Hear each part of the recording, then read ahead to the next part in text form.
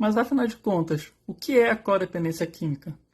Bom, pessoal, a gente pensar em codependência química é a gente falar sobre o processo de adoecimento gradativo dos familiares dos dependentes químicos frente ao enfrentamento do uso abusivo de substâncias psicoativas. Então, a codependência química é esse adoecimento que acomete os familiares. A gente já entende hoje que o uso abusivo de substâncias psicoativas, seja álcool ou outras drogas, é um transtorno. E está cada vez mais recorrente a compreensão de muitos autores, de muitos estudiosos da área, que a família também acaba passando por esse processo de adoecimento junto com o dependente químico.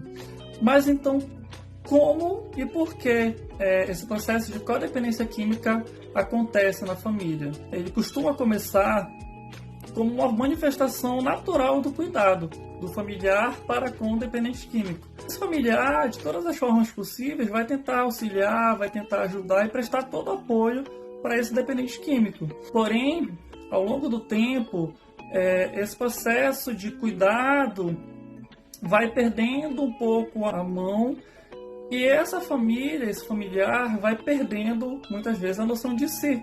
E nesse sentido, ele começa a apresentar comportamentos negativos na tentativa de sanar todas as necessidades desse dependente químico. Então é como se a vida da família, a vida desse codependente, girasse totalmente em torno do processo de ajuda e de tirar esse familiar desse lugar, dessa posição de adoecimento.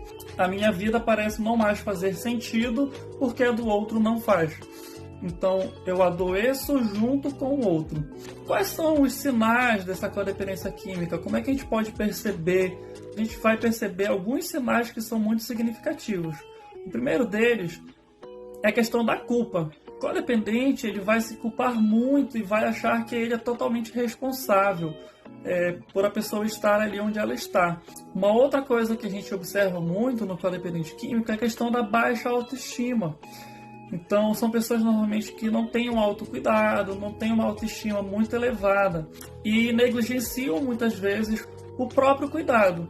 Então, esse processo de autocuidado acaba se perdendo. E aí, Erickson, tem alguma consequência para todo esse processo que tu está trazendo? A codependência, ela vai ter alguma consequência? Quais são? Pessoal, a gente vai entender que as consequências são diversas e são severas. Então, a gente vai ter aí um familiar codependente químico com um processo de adoecimento mental muito severo, muito significativo.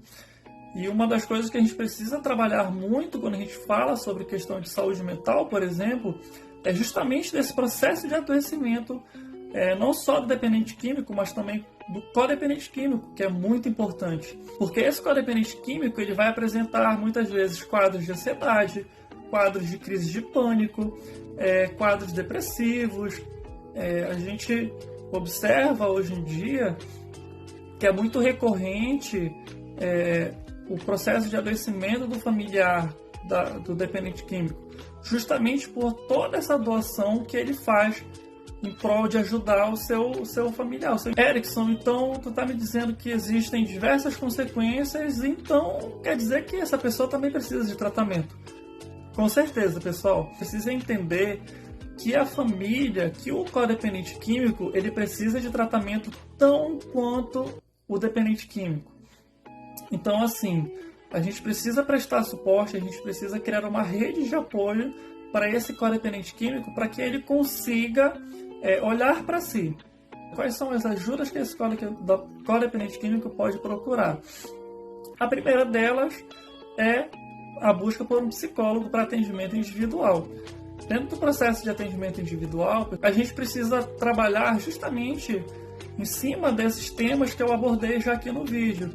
Autoestima, autocuidado, o reconhecimento de si, o retorno dessa pessoa para tomar consciência de si e perceber que, além de cuidar do outro, eu preciso também cuidar de mim.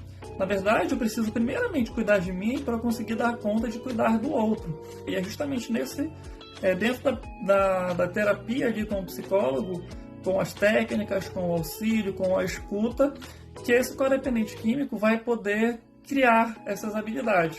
Outra forma de auxílio para esse codependente químico são os grupos de apoio. Dentro do processo de grupo, essa pessoa ela vai perceber, primeiramente, que ela não está sozinha, que outras pessoas também passam por essa situação e vão conseguir ali formar uma rede de suporte, onde um vai dar força para o outro e o psicólogo, o facilitador dessa roda de conversa, desse grupo de apoio, ele vai auxiliar no sentido de justamente fazer com que essas histórias que se entrelaçam comecem a dar suporte um para o outro. Então, pessoal, a gente precisa olhar para o processo de codependência química, a gente precisa falar sobre esse assunto e, principalmente, a gente precisa tratar, tá certo?